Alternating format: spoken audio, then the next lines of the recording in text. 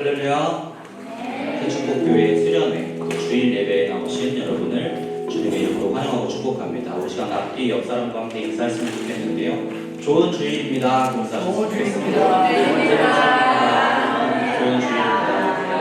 좋은 주일입니다. 네, 저희 수련회도 이제 어느덧 우리 이거하고 있는 시점인 것 같아요. 이제 우리 함께 주일 예배, 또 수련회 예배 함께하는 가운데 하나님께서 함께하시고 또 하나님께서 기뻐 받으시는 그런 예배들을 간절히 소망합니다. 우리 함께 찬양하기 원합니다.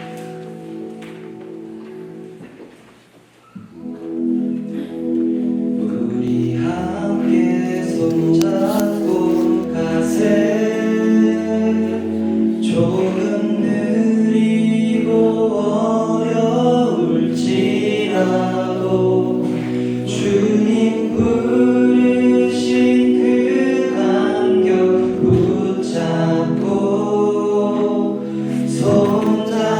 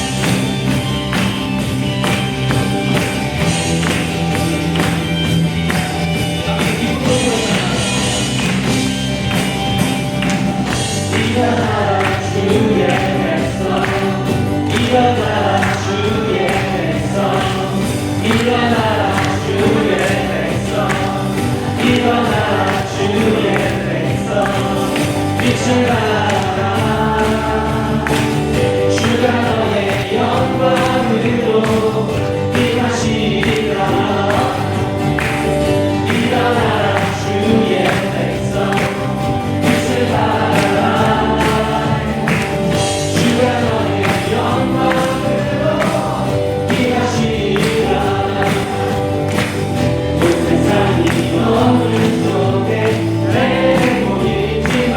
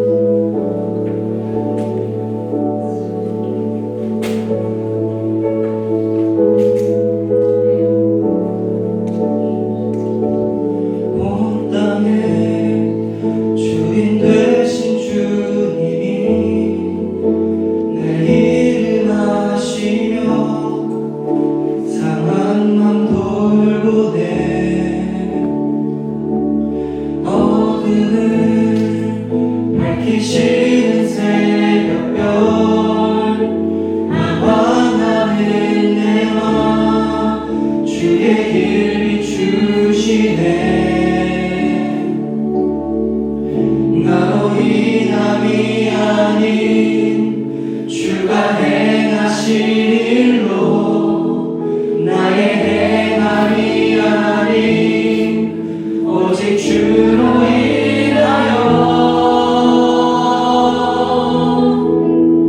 나는 오늘 피어나지는 이름 없는 꽃과 같네. 나의 이름하고 안개와 같지만 주는 나를 붙드시고 부르짖은 들으시며 날 위하라 하시네.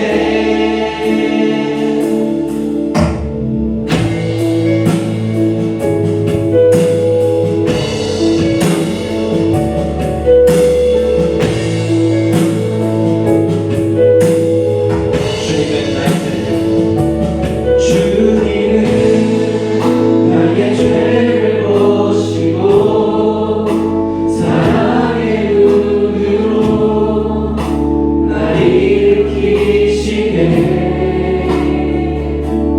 바다를 잠잠하게 하시는 내 영혼의 복음 고요케 하시네.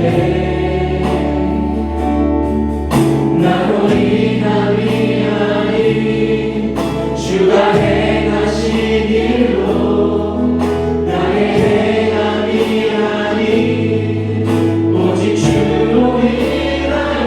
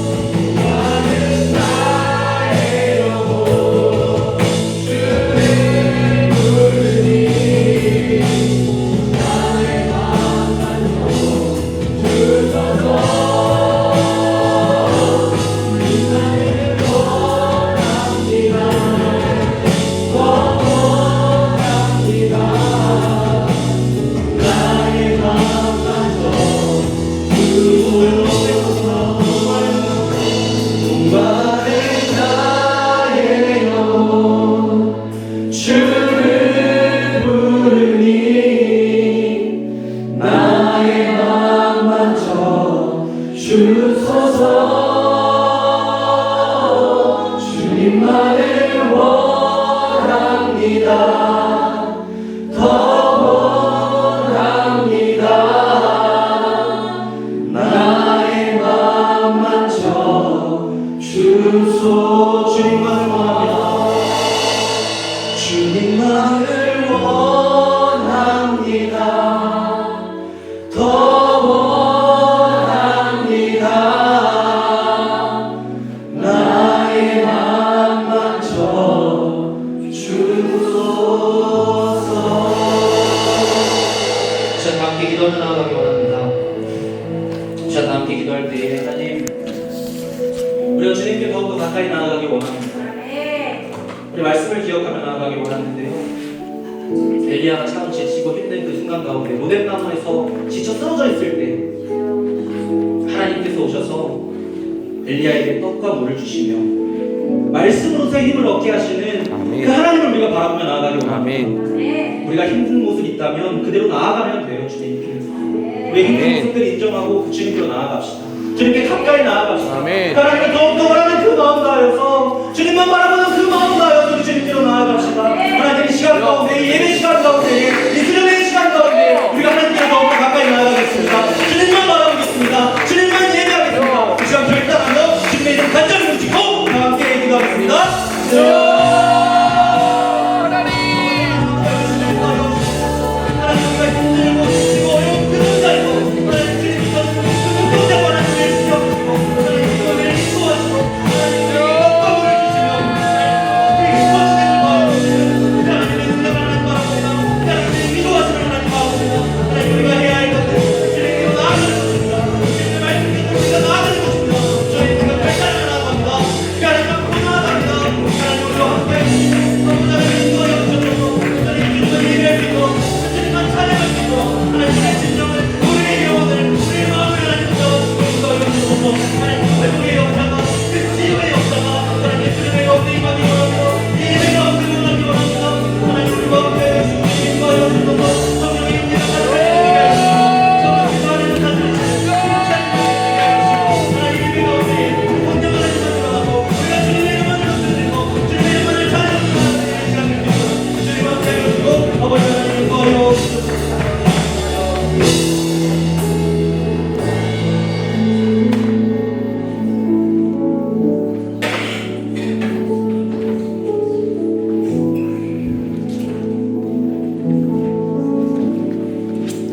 하나님 감사합니다. 주의 거룩한 백성들 이곳에 모아주시고 하나님의 말씀을 사모하고 주님과 함께 동행하기 원하여서 하나님 이 하루를 구별할 뿐만이 아니라 이 수련의 기간 전체를 통하여서 주님 뜨겁게 부르짖고 찾을 수 있도록 하나님 우리의 영혼을 위한 하나님 영적 식탁을 마련해 주셔서 감사합니다. 하나님 우리의 마음과 영혼에 차오르는 하나님의 말씀의 크기만큼 하나님 우리의 헌신과 또 우리의 기대와 우리의 갈망의 크기가 회복되게 도와주시옵소서. 하나님을 찾고 부르짖고 또 쫓아가는 그 삶의 모든 발걸음들이 진실하게 도와주시고 하나님 더욱더 주의 능력 받아서 그 길을 승리하며 걸어갈 수 있도록 주의 백성 삼아 주시옵소서. 예수님의 이름으로 감사하며 기도하였습니다. 아멘. 네, 오늘 우리 함께 볼 주님 주시는 말씀은 열왕기상 19장 1절부터 18절 말씀입니다. 열왕기상 19장 1절부터 18절 말씀입니다. 아합이 엘리야가 행한 모든 일과 그가 어떻게 모든 선지자를 칼로 죽였는지를 이세벨에게 말하니 이세벨이 사신을 엘리야에게 보내어 이르되 내가 내일 이맘때에는 반드시 내 생명을 저 사람들 중 한 사람의 생명과 같게 하리라. 그렇게 하지 아니하면 신들이 내게 벌 위에 벌을 내림이 마땅하니라. 그가 이 형편을 보고 일어나 자기의 생명을 위해 도망하여 유다에 속한 브엘세바에 이르러 자기의 사원을 그곳에 머물게 하고 자기 자신은 광야로 들어가 하룻길쯤 가서 한 로뎀 나무 아래에 앉아서 자기가 죽기를 원하여 이르되 여호와여, 넉넉하오니 지금 내 생명을 거두시옵소서.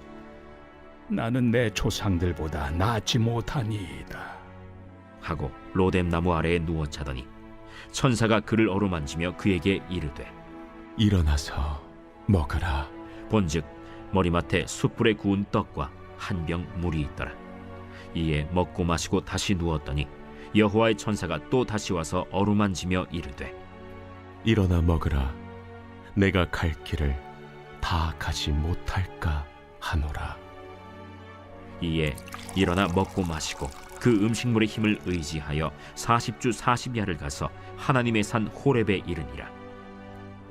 엘리야가 그곳 굴에 들어가 거기서 머물더니 여호와의 말씀이 그에게 임하여 이르시되 엘리야야, 네가 어찌하여 여기 있느냐? 내가 만군의 하나님 여호와께 열심히 유별하오니 이는 이스라엘 자손이 주의 언약을 버리고 주의 제단을 헐며 칼로 주의 선지자들을 죽였음이오며 오직 나만 남았거늘 그들이 내 생명을 찾아 빼앗으려 하나이다. 너는 나가서 여호와 앞에서 산에 서라. 하시더니 여호와께서 지나가시는데 여호와 앞에 크고 강한 바람이 산을 가르고 바위를 부수나 바람 가운데 여호와께서 계시지 아니하며 바람 후에 지진이 있으나 지진 가운데에도 여호와께서 계시지 아니하며 또 지진 후에 불이 있으나 불 가운데에도 여호와께서 계시지 아니하더니 불 후에 세미한 소리가 있는지라. 엘리야가 듣고 겉옷으로 얼굴을 가리고 나가 굴 어귀에 서매 소리가 그에게 임하여 이르시되 엘리야야, 네가 어찌하여 여기 있느냐? 내가 만군의 하나님 여호와께 열심히 유별하오니 이는 이스라엘 자손이 주의 언약을 버리고 주의 제단을 헐며 칼로 주의 선지자들을 죽였음이오며 오직 나만 남았거늘 그들이 내 생명을 찾아 빼앗으려 하나이다. 너는 내 길을 돌이켜 광야를 통하여 다메섹에 가서 이르거든 하사엘에게 기름을 부어 아람의 왕이 되게 하고 너는 또 님시의 아들 예후에게 기름을 부어 이스라엘의 왕이 되게 하고 또 아벨무홀라 사밧의 아들 엘리사에게 기름을 부어 너를 대신하여 선지자가 되게 하라. 하사엘의 칼을 피하는 자를 예후가 죽일 것이요 예후의 칼을 피하는 자를 엘리사가 죽이리라. 그러나 내가 이스라엘 가운데 7,000명을 남기리니 다 바알에게 무릎을 꿇지 아니하고 다 바알에게 입맞추지 아니한 자리라. 아멘. 잠시 기도하고 말씀 전하겠습니다. 하나님 감사합니다. 이 시간 성령께서 우리 모두와 함께하여 주시옵소서. 전하는 자나 듣는 자나 성령 안에서 이 말씀을 조명받게 하여 주시고 하나님 그 주신 말씀을 잘 새기고 마음과 영혼에 차곡차곡 쌓아서 삶의 귀한 생명의 씨앗으로 뿌리고 그 안에서 열매를 맺게 도와주옵소서. 예수님의 이름으로 감사하며 기도하였습니다. 아멘. 네, 우리가 지난 시간 살펴보았던 것은 영적인 전쟁에 대해서 살펴보았어요. 엘리야가 어떻게 믿음의 싸움을 싸웠고 또 어떻게 믿는 자의 삶 가운데는 어김없이 영적 전쟁이 찾아오게끔 되어 있는지에 대해서 우리가 말씀을 통해서 살펴보았습니다. 우리가 믿음의 길을 걸어가면서 평안한 그 길을 기대합니다. 하나님께서 정말 주시는 축복과 은혜를 누리면서 그 길 가운데 어떠한 당황스러운 요소도 없을 것이라고 하나님이 다 막아주실 것이라고 생각하는 기대감이 있지만 하나님의 사람들의 길은 사명의 길입니다. 우리는 편안한 길을 걷기 위해 부름받은 것이 아니라 어떠한 상황 속에서도 이기는 길을 가기 위해서 부름받은 것입니다. 그렇기 때문에 전쟁이 우리에게 찾아오고 정말 하나님께서 우리에게 주시는 힘을 가지고 그 싸움을 싸우라 하실 때에 당황하지 말아야 되는 것이에요. 그것이 우리의 부르심이고 우리가 마주쳐 싸워야 되는 우리의 사명의 전쟁터이기 때문에 그렇습니다. 하나님께서 약속하시는 것은 그것에서 반드시 승리를 주신다는 것이에요. 어제 말씀을 통해서 살펴보았는데 어떤 회복이 있었습니까? 무엇이 결정적인 그 승리의 마침표를 찍었습니까? 마지막에 하나님께서 그 850명의 선지자들 앞에서 엘리야가 대결하는 그 대결 속에서 하나님이 불로 임재하여 주셨고 그 재물을 살라주셨어요. 그런데 그 제단을 어떻게 쌓았다고요? 12지파를 가리는 길이는 그 12돌을 쌓아서 그 12돌을 가지고 제단에 돌을 삼았다라고 이야기를 했습니다. 그런데 우리가 살펴본 말씀 어떻습니까? 그 12지파를 이루는 그 뿌리가 되는 사람들 한 사람 한 사람 그렇게 떳떳하고 아름다운 사람들 아니라고 했잖아요. 많이 죄 지은 기록들이 있어요. 야곱의 그 12아들들은 정말 많은 넘어짐과 연약함과 부족함 가운데 살았던 사람들입니다. 심지어 자기 형제 요셉을 종으로 팔아 넘기기까지 했으니 뭐 말 다 하지 않았습니까? 그러나 그 12사람의 이름이 인간적으로 기념할 만한 이름이 아니라 이름이라서가 아니라 그들을 구원하신 하나님의 은혜가 그들을 하나님의 백성 되게 하였기 때문에 12제단의 의미는 그것이 있었다라고 했어요. 우리의 신앙생활은 우리의 의와 공로 위에 세워지는 것이 아니라 하나님의 은혜 위에 세워지는 것입니다. 그리고 엘리야는 어떻게 했느냐면 어제 다 본문 뒷부분을 살피지 않았지만 7번 갈멜살 꼭대기에서 아합 왕 앞에서 기도를 합니다. 그리고 조각구름이 나타나게 되는데 그 조각구름을 보고서는 빨리 지금 산을 내려가야 된다. 큰 비의 소식이 있다. 이렇게 이야기합니다. 그리고 정말 전속력으로 달려가는데 아합이 탄 마차보다 엘리야가 발로 뛰어가는 그 걸음이 더 빨랐다라는 또 다른 기적의 그 이야기가 나타나기 시작해요. 그런데 정말 산을 미쳐 내려가기도 전에 폭우가 쏟아지는 거예요. 믿음의 길은 어떤 길입니까? 회복의 길은 어떠한 길입니까? 그 조각구름 하나를 보고서도 하나님이 하실 큰 일을 기대할 수 있는 것이 믿음의 시작이에요. 믿음의 방법이에요. 예수님도 같은 말씀하지 않으셨습니까? 천국은 이와 같으니라고 이야기하시면서 겨자씨 하나과 같다. 겨자씨 하나를 심겨질 때는 누구도 거기에 무엇이 심겼는지 알지 못하지만 그것이 자라게 되면 많은 새들이 깃들일 수 있는 큰 나무가 된다. 이렇게 말씀하셨어요. 천국이 그와 같다. 천국이라는 것은 그때 말한 예수님의 그 천국은 죽어서 가는 그 천국만 의미하는 것이 아니라 하나님의 다스림이 미치는 모든 곳을 말하는 것이죠. Kingdom of God. 성도 여러분 그리고 청년 여러분 이 시간 함께하는 이 수련회들 그리고 우리가 거쳐온 그 이제 9개월 가까이 되는 이 시간들을 함께 보면서 어떤 생각을 하고 계십니까? 우린 조각구름을 볼 수 있었으면 좋겠어요. 그리고 엘리야가 가진 그 관점을 가졌으면 좋겠습니다. 보소서 큰 비의 소리가 들리나이다. 아직은 조각구름만 보이지만 큰 비의 소식이 들리는 거예요. 우리가 이렇게 뜨겁게 예배하고 하나님께 나아가는 것, 우리의 마음을 회복할 수 있는 것, 이것을 작다라고 보면 안 된다는 것이에요. 여기서부터 시작하여 하나님 크신 일들을 이루어 가시는 것을 보기 원합니다. 우리의 전쟁의 승리는 은혜의 그 제단의 토대 위에 예배 회복과 함께 시작되는 것이고 그 조각구름이 떠오른 곳에서 순식간에 임하는 것입니다. 예배가 회복되는 그곳을 보면서 우리는 하나님의 일들이 시작된다는 것을 느낄 수 있는 사람이 되어야 된다는 것이죠. 자, 오늘 본문 말씀 이어지는 이야기는요. 그런데 그렇게 승리를 거둔 이후의 이야기입니다. 엘리야 선지자가 탈진하고 정말 실망하여서 주저앉는 그 모습을 보게 되는데 우리가 보았던 그 기세등등했던 승리의 선지자 엘리야의 모습과 너무나 다른 방향으로 이야기가 흘러가기 때문에 우리를 참 당황스럽게 하는 본문이기도 합니다. 하지만 이 본문 보고 저는 크게 당황할 이유가 없다라고 생각해요. 왜 그렇습니까? 우리 모두에게 물어보면 하나님 뜨겁게 만난 그 시간들이 있어요. 근데 그 시작과 함께 승리도 경험한 적이 있을 거예요. 그런데 하지만 우리의 신앙생활이 계속해서 승리만 경험하고 그 이후로 계속 순탄하기만 하던가요? 그렇게 믿음이 뜨겁고 하나님 없으면 못 살 것 같고 정말 하나님께 모든 것 다 바치겠다라고 이야기했던 사람도 쓰러지고 넘어지고 하는 일들이 찾아오는 거예요. 이 성경은 정말로 현실적으로 하나님의 사람이 걸어가는 그 발자취를 보여주고 있다는 것입니다. 정말 완벽하고 빈틈없는 위인의 모습을 보여주는 것이 아니라 은혜 없으면 금방이라도 고꾸라져 버리고 은혜 있으면 다시금 일어날 수 있는 정말 연약한 한 인간의 모습을 보여주고 있다는 사실이에요. 우리 자신이 그러한 모습 속에서 하나님께 쓰임받고 있다는 것을 기억했으면 좋겠습니다. 중요한 것은 단 한 번도 넘어지지 않는 것이 아니에요. 한 번의 승리를 잘 소중하게 여기는 것 중요하지만 언제든지 나는 다시 넘어질 수 있으나 그러나 다시 일어나겠다라고 하는 결심을 마음속에 가지고 살아가야 됩니다. 회복 탄력성이라는 말이 있죠. resilience라는 말이 있습니다. 그게 참 요즘 소중하게 여겨지는 그 심리학적인 용어인데 우리가 넘어질 수는 있으나 계속해서 마음의 스태미나를 잃지 않고 다시 한번 일어나겠다라고 하는 힘을 얻었으면 좋겠어요. 세상에서는 자기를 소중히 여기고 자기를 아껴주면 그런 힘이 생길 것이다 이런 생각을 하는 자기 주문적인 그런 요소들이 있지만 우리는 어디서 그 힘을 얻습니까? 다시 한번 생명의 근원이신 하나님께 나아가는 것으로 그 힘을 얻는 것이 우리의 방법인 줄 믿습니다. 자, 오늘 이 본문 말씀 통해서 엘리야가 탈진한 이유들을 살펴보기 원하고 엘리야가 다시 회복했던 그 방법을 우리가 그 안에서 추적하여 살펴보기를 원합니다. 오늘 이 본문 말씀을 보니까요, 이야기가 어떻게 시작됩니까? 아합이 엘리야가 행한 모든 일 그리고 그가 선지자를 죽인 일들을 자기 왕비 이세벨에게 말하기 시작해요. 자, 그런데 이세벨의 반응이 어떻습니까? 이세벨이 그 이야기를 다 전해 들으면 무언가 굉장히 하나님 살아계시는구나 이 이야기를 할 줄 알았는데 2절에 보니까요. 이세벨이 사신을 엘리야에게 보냅니다. 그리고 내가 내일 이맘때에는 반드시 내 생명을 저 사람들 중 한 사람의 생명과 같게 하리라. 그렇지 아니하면 신들이 내게 벌 위에 벌을 내림이 마땅하니라. 이렇게 이야기하는 거예요. 더 포악하게 구는 거예요.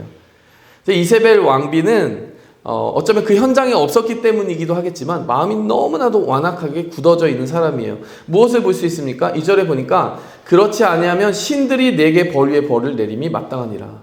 여기서 말하는 신이 누구입니까? 그가 가져온 아세라와 또 바알을 말하는 거 아니겠어요? 근데 이세벨에겐 여전히 그 신들이 살아있는 모양이에요.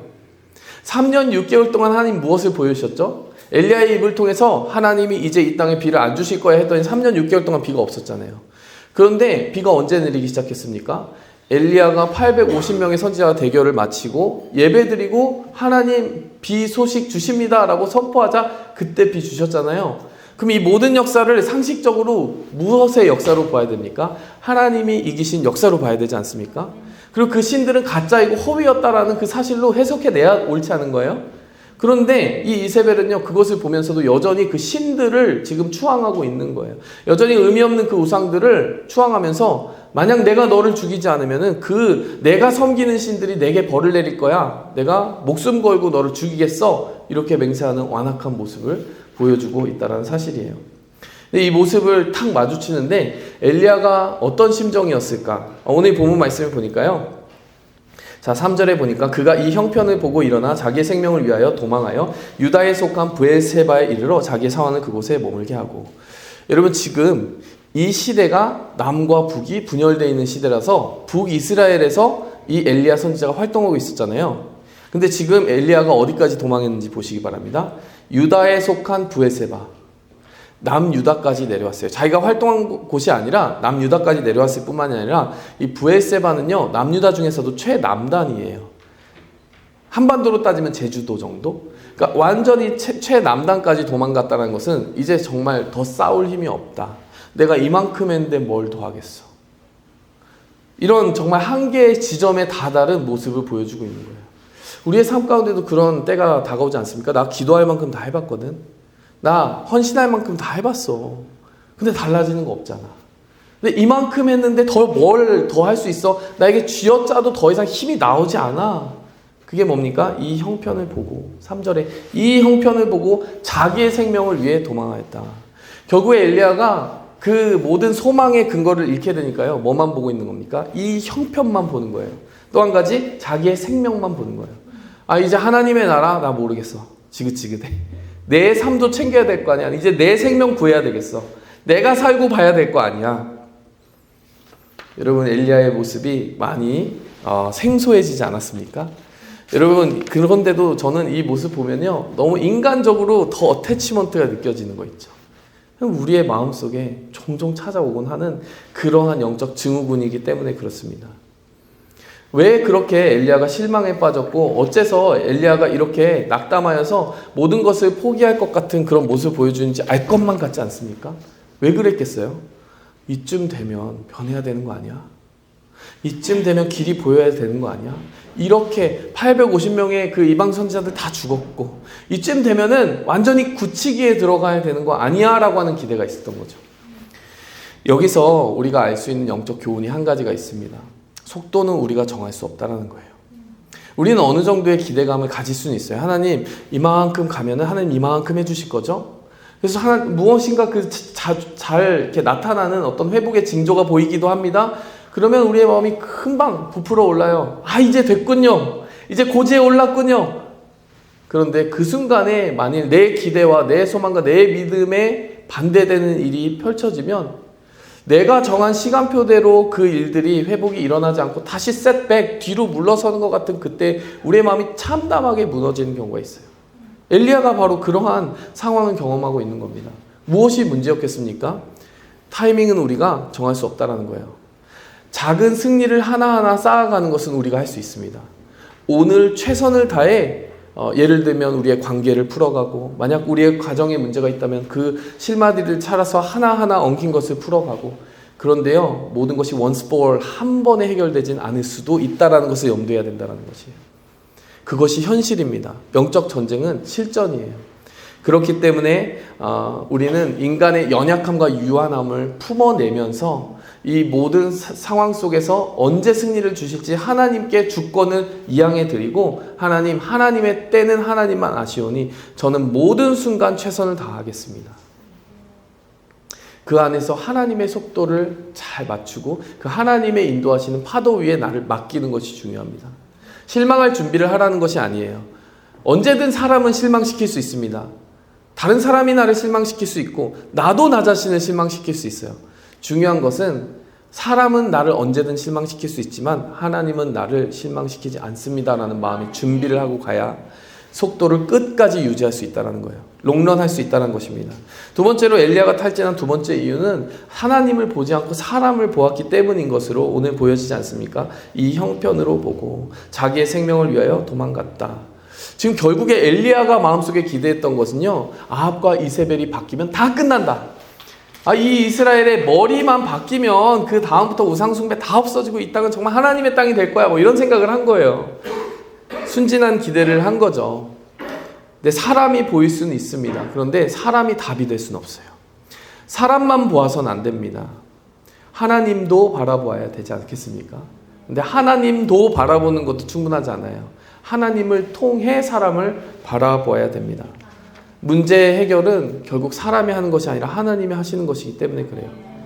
그 사람이 거듭 실망시키는 거예요. 이세벨이 거듭 실망시키는 거예요. 그런데 이세벨만 바라보고 그에게 소망을 다 건다면 당연히 이렇게 넘어질 수밖에 없지만 하나님을 통해 본다면 실망할 것도 분노할 것도 없습니다. 하나님이 하실 일이 어디서 완성될는지 사람에게 기대를 걸지 않을 것이기 때문이에요. 하나님이 행하실 일을 기대하겠습니다.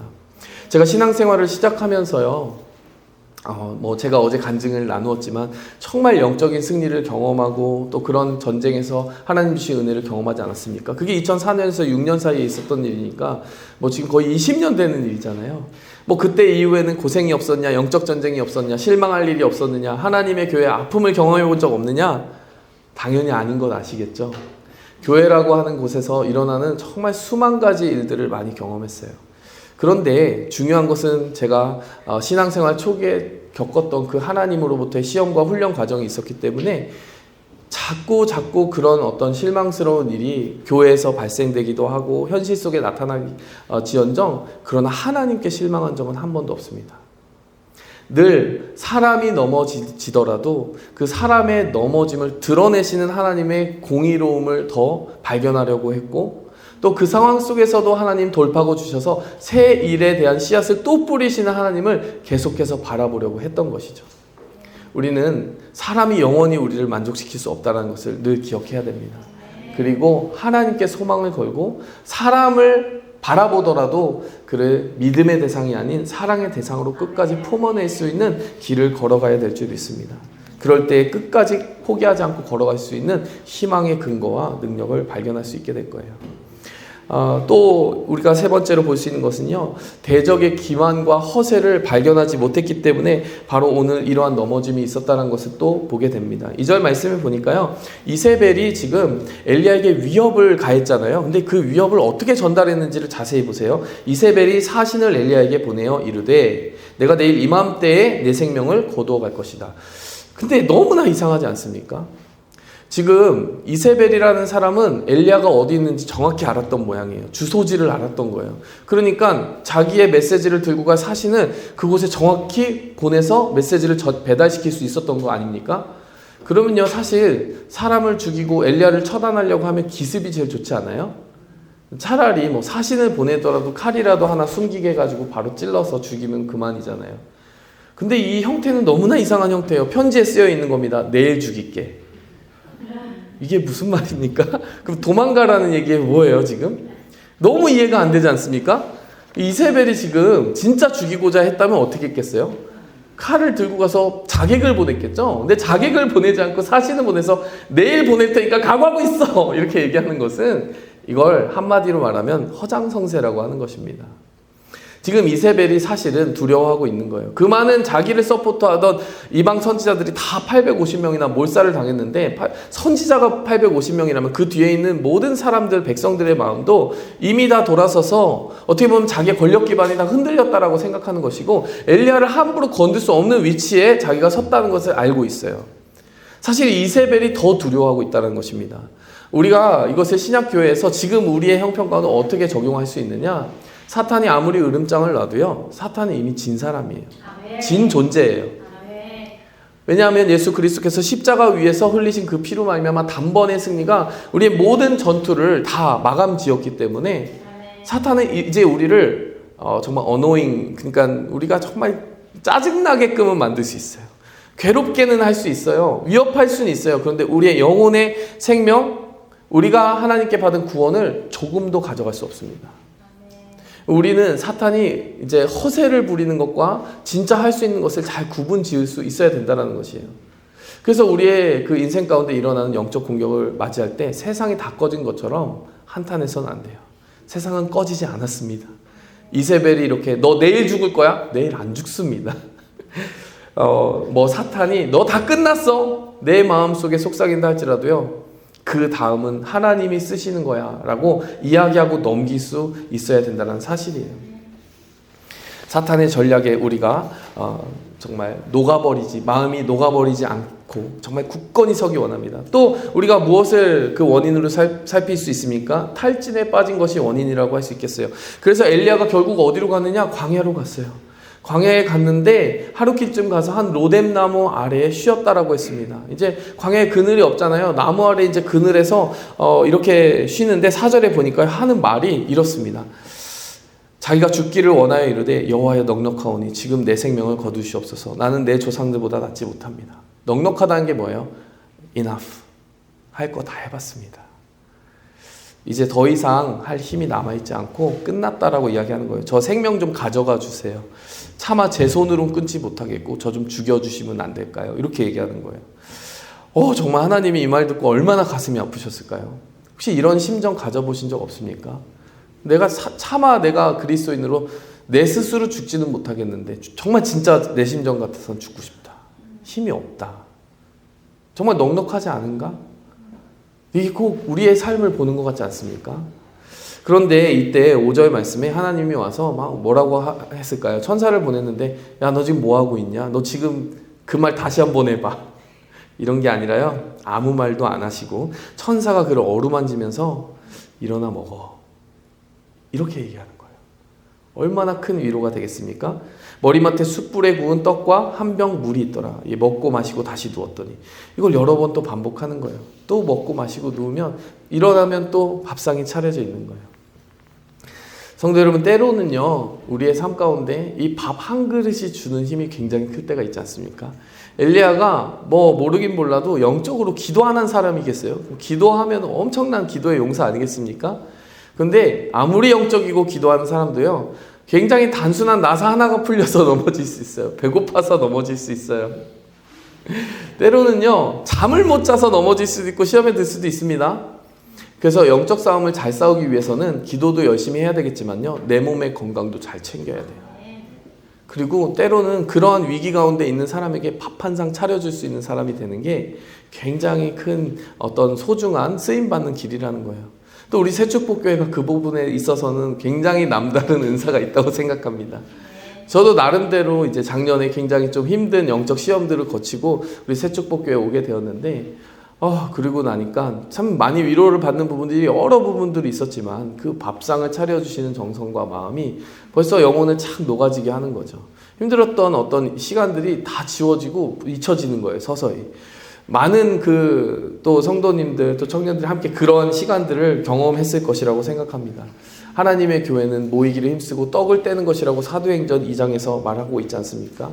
우리의 탈진이 찾아올 때 우리를 다시 채우는 법을, 스스로 셀프케어하는 법을 알아야 됩니다. 더 나아가서 하나님이 채워주시는 양식을 먹을 수 있어야 돼요. 신약 시대에서도요 베드로가 정말 자기 입으로 예수님 부인하고 자괴감에 빠져서 고기 잡으러 갔는데 예수님이 물가에 숯불 펴놓고 거기서 물고기와 떡을 준비하고 계셨어요. 우리를 그렇게 자애롭게 어떠한 말로도 질책하지 않으시고 묵묵히 먹이신 하나님의 손길을 우리의 삶 가운데서 늘 찾아내시기 바랍니다. 또 다른 그 이유가 있습니다. 엘리야가 넘어졌던 이유 중에 하나는 비교의식과 자괴감이었어요. 지금 보니까 나는 내 조상들보다 낫지 못합니다. 이 말을 했어요. 이게 무슨 말입니까? 쓸데없는 비교의식 때문에 자기 영혼이 갉아먹힌 거예요. 내가 이쯤 살았으면 이 정도 와야 되는데 나는 너무나도 지금 못 미친 길을 살고 있는 것 같습니다. 우리가 이런 의식 가질 때 있습니까? 없습니까? 엘리야는 자기의 비교군이 누구였냐면요, 이전에 살았던 모세나 사무엘이나 등등 그 선지자들이었던 모양이에요. 나는 내 조상들만큼 할 수 있다고 생각했는데 그만큼 못했어요. 전 실패한 것 같아요. 근데 실패와 성공의 기준을 누가 정합니까? 여러분, 이 인생 가운데서는요, 너무나 경쟁의식을 부추기는 일들이 많아요. 너 그 나이쯤 됐으면 어디는 가야지, 어느 자리에는 올라가야지, 이만큼은 벌었어야지. 그것은요, 이 세상의 사정이죠. 하나님이 우리 한 사람 한 사람을 빚으시지 않았습니까? 우리의 기준은 어디 있냐면 예수님이 하늘에서 부르신 상 위에 있어요. 그래서 빌립보서 3장 12절에 보니까 사도 바울은 이렇게 살고 있대요. 내가 이미 얻었다 함도 아니고 온전히 이루었다 함도 아니고 오직 내가 예수께 잡힌 바 된 그것을 잡으려고 달려가노라. 나는 그것을 이미 잡았다라고 생각하지 않고 뒤에 있는 일은 다 잊어버리고 표대를 향해서 예수님이 부르신 부름의 상을 쫓아서 찾아가노라. 그러니까 우리 레퍼런스, 내가 참 잘 살고 있다라는 레퍼런스를 우리는 확인받고 싶어 하잖아요. 그 레퍼런스는 다른 사람과의 비교해서 나오는 게 아니라는 거예요. 예수님이 그 사람에게만 주신 부름의 상이 있습니다. 너 이렇게 살면 잘 사는 거야 라고 하나님이 주신 줄자가 있어요. 그것에 맞춰서 살면 됩니다. 그리고 그만큼 살았을 때 하나님의 칭찬을 받게 되면 우리의 영혼이 그것을 느낍니다. 그럼 그 안에서 자족하고 만족할 수 있어야 돼요. 그런데 참 아이러니하게도 하나님만 바라보고 걸어간 길이요, 사람들이 보기에도 많은 열매를 맺는 경우가 있어요. 우리가 공연히 비교의식 때문에 좌절감의 씨앗을 또 하나 뿌리는 일이 없기를 바랍니다. 우리는 우리답기만 하면 되는 것이에요. 또 다른 그런 요소가 있습니다. 무엇이었냐면 결국 사람을 바꾸는 것은 하나님의 말씀이라는 것을 오늘 이 말씀이 이야기해주고 있어요. 아마 엘리야는 그것을 잠시 잊었던 것 같아요. 하나님이 엘리야를 불러서 또 영적 체험을 시켜주시지 않습니까?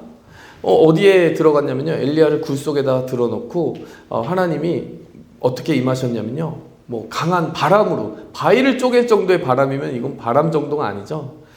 바람으로 임하시고 지진으로 임하시고 불로 임하셨어요. 이게 뭘 보여주는 걸까요? 참 수수께끼 같은 본문 아닙니까? 그런데 이 본문마다 그 모든 이적들이 임하는데 그곳에 여호와께서 계시지 아니하였다고 말해요. 그거 너무 이상하지 않습니까? 지진, 이 바위를 가르는 지진 정도, 바람 정도, 그 불이라면 거기 하나님 계셔야 되는 거 아니에요? 그런데 거기에 오히려 안 계시고 어디에 계셨다라고 이야기합니까? 세미한 소리가 나는지라. 들릴랑 말랑 너무 잘 안 들려서 겉옷으로 얼굴을 가리고 굴 어귀에 나갈 정도로 정말 들릴랑 말랑한 미세한 그 소리가 있는데 그 말씀 속에 하나님이 오히려 계셨다는 거예요. 이게 무슨 메시지인지 아시겠죠?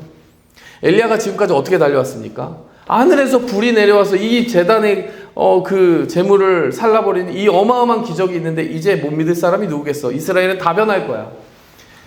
근데 사람은 기적 보고 변하는 게 아니더라고요. 사람은 잠깐 정말 내 눈과 마음을 휘둥그레 하는 어떤 자극적인 경험에 의해서 변화되지 않습니다. 우리의 신앙생활도 단 한 번의 승리로 변화되지 않아요. 그럼 무엇으로 승리하는 걸까요? 들릴랑 말랑. 내가 정말 주의를 집중하고 하나님 앞에 골방을 찾지 않으면 들리지 아니할 그 하나님의 말씀과 성령의 음성에 귀 기울여서 그것을 차곡차곡 내 영혼에 쌓아 넣는 것이 결국 승리의 열쇠라는 거예요. 하나님은 어디에 계십니까? 변화의 진정한 힘은 어디에 있습니까? 말씀 속에 있다는 것이에요. 그래서 제 신앙생활 초기에 저 많은 어떤 성령의 체험도 하고 그런 어떤 영적인 체험도 했지만요, 하나님께서 그 후반부 그 이후에 제 20년 가까이의 삶은 거의 말씀 훈련을 집중적으로 시키셨어요. 그리고 저에게 이제 깨닫게 해주신 것도 그런 은사나 그런 어떤 신비적인 현상만을 쫓아가는 것이 아니라 그것이 필요하면 너에게 주겠지만 다음 세대에 꼭 필요한, 하나님의 교회에 꼭 필요한 기초는 말씀 위에 굳건하게 서는 것이다. 그래서 우리는 늘 어떤 말씀이 나를 살리는 말씀인지 그 말씀을 이해하기 위한 열정 위에 내 삶을 그리고 신앙을 세워야 될 줄 믿습니다. 자, 그리고 이제 엘리야가 붙잡아야 되는 또 다른 진리가 있습니다. 그것은 자기가 유일하다라고 하는 생각이었어요. 지금 무엇이라고 이야기합니까? 이 엘리야가 무엇이라고 얘기하냐면 하나님께 한탄을 하는데요. 저는 열심히 유별하오니 10절에 이는 이스라엘 자손이 주의 언약을 버리고 제단을 헐고 칼로 선지자들을 죽였음이오며 오직 나만 남았거늘. 엘리야의 그 착각 중에 하나가 무엇입니까? 하나님의 선지자는 다 죽었고 이제 나만 남았다라고 이야기를 하고 있는 거예요. 근데 하나님이 결국에는 뭐라고 말씀하셨는지 아십니까? 바알에게 무릎 꿇지 아니한 7,000명을 남기리라. 18절 말씀. 엘리야야, 너 열심히 사는 건 참 좋은데 이 세상 짐 다 네가 지고 가는 것처럼 너 아니면 안 될 거라고 생각 안 했으면 좋겠다. 뭐 네가 끝났으니까 세상이 다 끝난 거고 하나님의 나라가 다 끝난 것 같니? 아니, 너만 있는 게 아니야. 플랜 B도 있고 C도 있고 하나님은 하나님의 백성들 여전히 그 마음의 중심 지키고 살고 있는 7,000명이나 이 땅에 남겨놨어. 너의 눈에 안 보일 뿐이야. 성도 여러분, 한국교회 어렵다, 세계의 그 모든 하나님을 믿는 사람들이 신앙이 식어지고 있다 이렇게 얘기하지만요, 저는 한 번도 절망 이런 거를 가져본 적이 없어요. 많고 적음이 중요합니까? 그 현장에 많은 무리가 모여 있으면 그게 진짜 많은 무리일까요? 아니에요. 그 많은 크기가 중요한 게 아니라 사이즈가 중요한 게 아니라 그 마음속에 정말 진짜 하나님을 섬기는 사람을 추려보았을 때 몇 명이나 되느냐가 중요한 거죠. 결국에는 하나님께서 모든 시대마다 순수한 하나님의 종들을 반드시 지킨다고 저는 알고 있습니다. 7,000명이요? 7,000명보다 아마 훨씬 많을 거예요. 이 시대는 훨씬 더 희망찬 시대를 우리는 살고 있습니다. 그리고 하나님이 무엇이라고 말씀하세요? 15절에 보니까 광야를 돌이켜 다메섹에 가서 하사엘에게 기름을 부어라. 아람 왕이거든요. 북이스라엘과 접경한 그 북쪽의 나라가 아람입니다. 거기에 기름을 부어라. 왜냐하면요, 이 아람 왕이 북이스라엘 아합 왕에게 심판을 내리는 존재가 되기 때문에 그렇습니다. 또 예후라는 사람에게 기름을 부으라고 하는데 아합을 죽이고 그 다음 왕이 되는 사람입니다. 엘리사는 누구냐면 자기를 뒤이어서 선지자가 되어서 역할을 할 사람이에요. 결국 후계자가 있었다라는 사실입니다. 하나님의 나라의 일에 대해서 우리가 하나님 이쯤 되면 다 끝난 거 아닙니까? 우리가 말할 권리가 없다라는 것이에요. 우리가 전부를 하려고 할 때에 우리가 고립될 때가 있고 너무나 지나친 부담감에 짓눌릴 때가 있습니다. 하나님의 나라의 일들은 함께 하는 것이에요. 그래서 하나님의 나라가 너무나 크잖아요. 그래서 그 퍼즐들을 우리가 다 이루고 있는 거죠. 그럼 그 큰 하나님의 나라에서 내 의미는 작겠네요. 뭐 이런 생각을 가지시는 분도 있겠는데요. 그렇지 않습니다. 퍼즐에서 퍼즐 하나 빠지면 어떤 기분일까요? 퍼즐 하나 때문에 죽을 맛이죠. 열심히 맞춰놨는데 그 퍼즐 하나가 없어서 온전성이 없는 거예요. 성도 여러분, 이것이 하나님의 나라의 그런 참 신비로운 부분입니다. 하나님은 하나님의 나라를 함께 세워갈 많은 사람들을 가지고 계시고요. 그 한 퍼즐 한 퍼즐을 전부와 같이 사랑하신다는 거예요. 성도 여러분이 이곳에 있는 것이 정말 하나님의 큰 기쁨이고 우리 모두가 함께 가는 것이 하나님이 우리에게 보여주고 가르치시고자 하는 정말 진리의 정말 최고봉이라고 하는 것입니다. 우리가 말씀을 맺고 정리하도록 하겠습니다. 오늘 엘리야의 탈진을 보았거든요. 엘리야의 탈진을 보면서 어떤 생각을 하게 됩니까? 아무리 하나님의 능력 있는 그리고 승리의 선지자라 하여도 넘어질 수 있구나. 하물며 우리라고 한 번에 단 한 번의 승리로 인생 전체를 싸움 없이 살아가겠다라고 하는 큰 욕심 가지지 말아야 되겠다. 넘어져도 당황하지 말자. 지쳐도 당황하지 말자. 그때마다 좋은 밥 먹고 잘 잠도 자고, 이게 수련회 아닙니까? 그리고 기도하고 내 옆에 있는 동역자들 확인하고 7,000명이 어디 있나 한번 확인하고 또 하나님의 일들을 이어가는 그 후계자가 어디 있나, 그리고 그 사람이 내가 되고 싶다. 하나님 기름 부어주세요. 써주세요. 기도하면서 다음 세대를 열어가는 한 열쇠들을 내가 가지고 있고 또 그것을 누군가도 가질 수 있도록 계속해서 내 마음속에 소망의 끈을 놓지 않는 것이 중요하다는 것이에요. 내가 노력해도 변하지 않는 사람이 있다고요?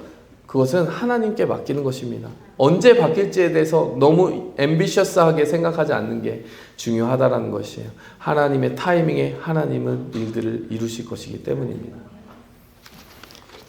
오늘 이 말씀 통해서 우리는 인간적인 엘리야를 보았어요. 어떻게 보면 그 승리의 엘리야를 보면서 좀 거리감을 느꼈지만 이 인간적인 엘리야를 보면서는 더 오히려 아이러니하게도 힘을 얻지 않습니까?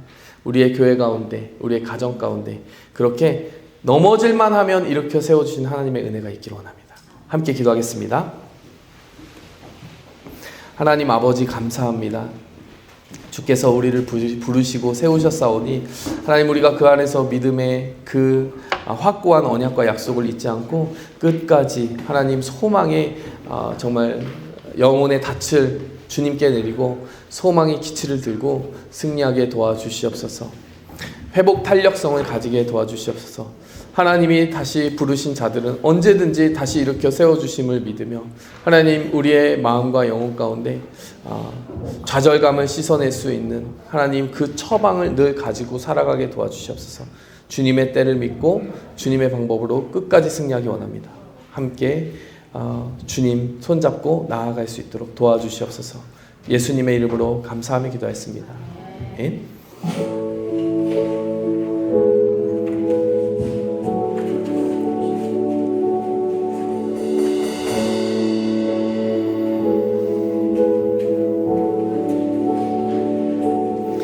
온 땅에 주인 되신 주님이 내 임하시며 사망 돌보시네.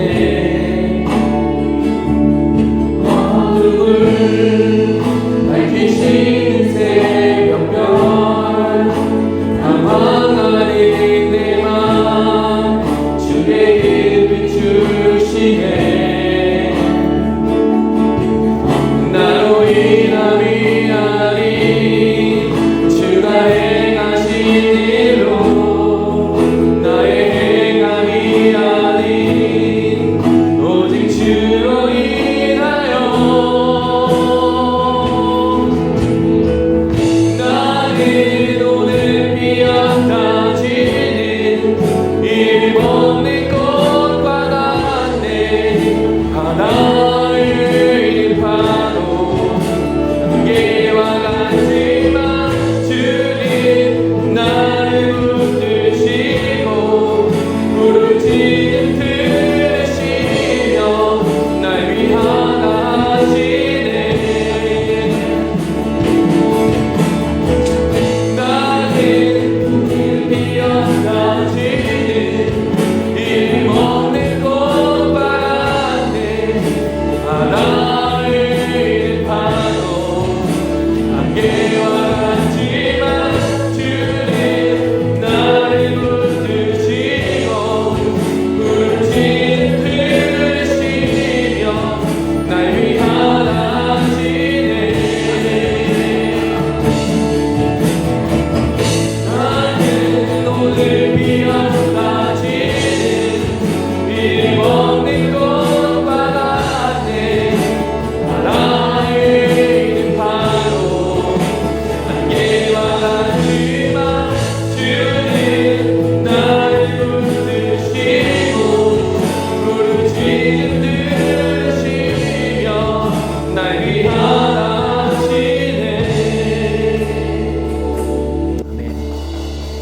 성도 여러분, 이 시간 말씀을 기억하면서 함께 기도하기 원합니다. 기도할 때요, 우리가 한 가지를 새겼으면 좋겠어요. 우리는 실망할 권리가 없습니다.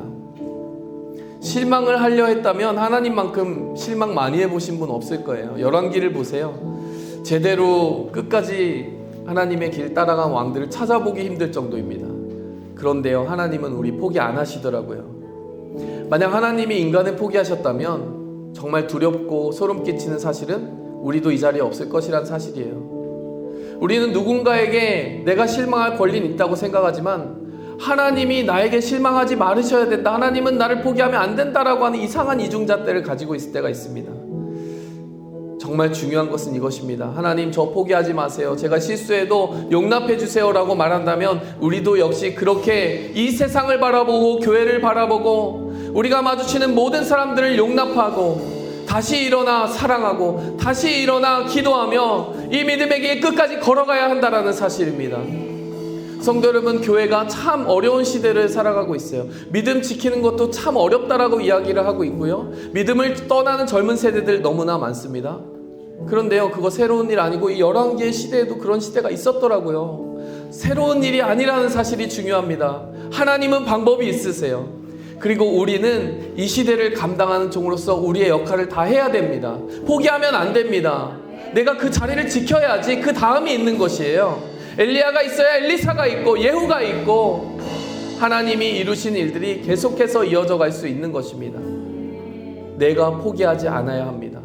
하나님이 나를 포기하지 않으신 것처럼. 이 시간 우리 교회를 돌아볼까요? 우리의 교회 역사 가운데도 참으로 많은 어려움들이 또 있지 않았습니까? 우리의 신앙을 돌아볼까요? 우리의 신앙 생활에도 또 어려운 일들이 왜 없었겠습니까? 우리 가정을 돌아볼까요? 넘어짐이 왜 없겠습니까? 우리 자신을 돌아볼까요? 아픈 일들 왜 없었겠습니까? 그런데 좀 멍들었다고 아프다고 포기하면 안 되는 것이에요. 왜냐하면 기다린 자에게, 끝까지 간 자에게 하나님은 또 다른 다음 챕터를 준비하고 계시기 때문에 그렇습니다. 이 시간 우리 함께 기도할 때요, 하나님, 그 열쇠를 우리에게 주시니 감사합니다. 하나님, 포기하지 않겠습니다. 하나님, 다음을 세우겠습니다. 하나님, 함께 동행하겠습니다. 바르게 무릎 꿇지 않은 7,000명이 되겠습니다. 하나님, 기름 부어주시옵소서. 함께 기도하며 나가겠습니다. 주여!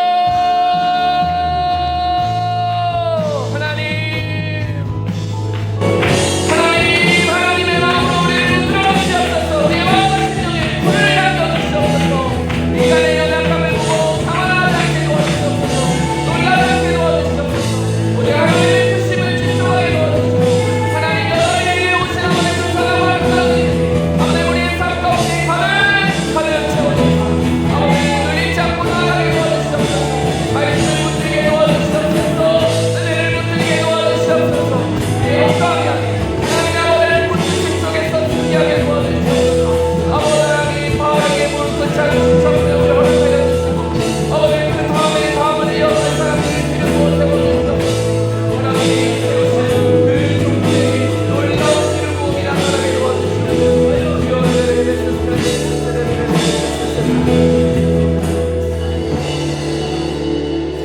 하나님, 감사합니다. 주님께서 엘리야와 같이 믿음의 그 길을 오롯이 걸어가서 이 시간 이 자리까지 정말 그 수십 평생을, 십수년 평생을 주님과 동행하는 많은 믿음의 관록이 있는 그런 성도님들, 이 교회에 기둥이 되고 토대가 되어서 지금까지 걸어오게 하시니 감사합니다. 또한 아버지 하나님, 엘리사와 같이 그 기름 부음을 이어받아서 정말 어렵다라고 하는 이 교회의 그 정말 영적인 도전 앞에서 새롭고 놀라운 능력과 갑절의 영감으로 이 시대의 문을 열어갈 수 있는 주님의 젊은 청년들을 붙여주시니 감사합니다. 하나님, 그 아름다운 동행 속에서 바라게 무릎 꿇지 아니한, 이 세상의 가치에 무릎 꿇지 아니한 7,000명을 구별하여 주시옵소서.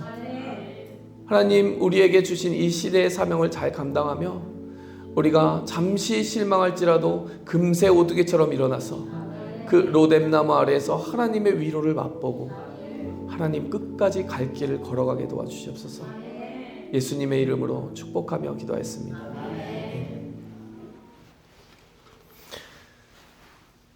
이제는 우리를 사랑하사 우리를 위하여 십자가의 그 아낌없는 피를 흘리신 예수님의 헌신과 또 우리를 향하여 끊임없이 포기하지 않으시고 그 구속사의 모든 챕터를 하나하나 열어오신 하나님 아버지의 끈질기신 사랑과 또 오늘도 포기하지 말라고 세임 주겠다고 우리 안에서 성령으로 감화감동해 주시는 그 성령님의 임재와 도우심이 주의 세우시는 그 7,000명이 되어서 이 시대를 바꾸고 하나님의 마음으로 하나님의 뜻과 사명을 끝까지 감당하기 원하는, 지칠지라도 다시 일어나 주를 섬기기 원하는 주의 모든 백성들의 삶과 또 그 가정과 일터와 교회 가운데 그 하나님의 은혜와 다시 세우시는 주님의 능력이 영원토록 함께 계실지어다. 아멘.